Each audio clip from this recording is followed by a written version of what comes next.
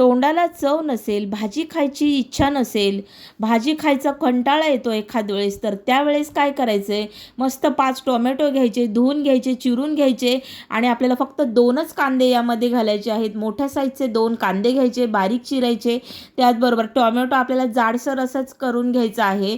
कढई ठेवायची, त्यामध्ये तेल घालायचं, जिरं मोहरी आणि त्या जिरं मोहरी तडतडली की कांदा घालायचा. कांदा हलका गुलाबी झाला की त्यावरती कढीपत्ता घालायचा, मिक्स करायचं आणि त्यानंतर आपल्याला इथे टोमॅटो घालायचा आहे. आणि तुम्ही बघू शकता टोमॅटो असा जाडसर असाच मी करून घेतलेला आहे, कारण ना आपल्याला हा शिजवायचा सुद्धा नाही, अगदी थोडासा आपल्याला हा कच्चा राहायला पाहिजे अशा हिशोबाने आपल्याला हा शिजवून घ्यायचा आहे.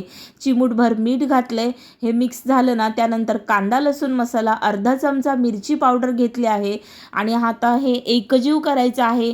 त्यानंतर हळद घालायची आहे, चवीनुसार मीठ घालायचे आणि हे पुन्हा आपल्याला हे एकत्रित करून मिक्स करायचं आहे. व्यवस्थित मिक्स झालं की तुम्ही बघू शकता आपली चटणी तयार आहे. याला तेल सुटलेलं आहे. 2 चमचे इतका शेंगदाण्याचा कूट केलेला आहे, तर तो घालून घ्यायचा. पुन्हा एकदा हे एकजीव करून घ्यायचं आहे. बारीक चिरलेली कोथिंबीर, वा क्या बात आहे. इथे बघू शकता किती सुंदर याला कलर आलेला आहे. अगदी एक नंबर आपली ही चटणी झालेली आहे. भाकरी बरोबर तर विचारूच नका, इतकी चवीला अप्रतिम अशी लागते ना. खूपच भन्नाट चवीची ही चटणी झालेली आहे. गरमागरम ज्वारीच्या भाकरीबरोबर किंवा भाताबरोबर जर आवडत असेल तरीही तुम्ही ही खाऊ शकता.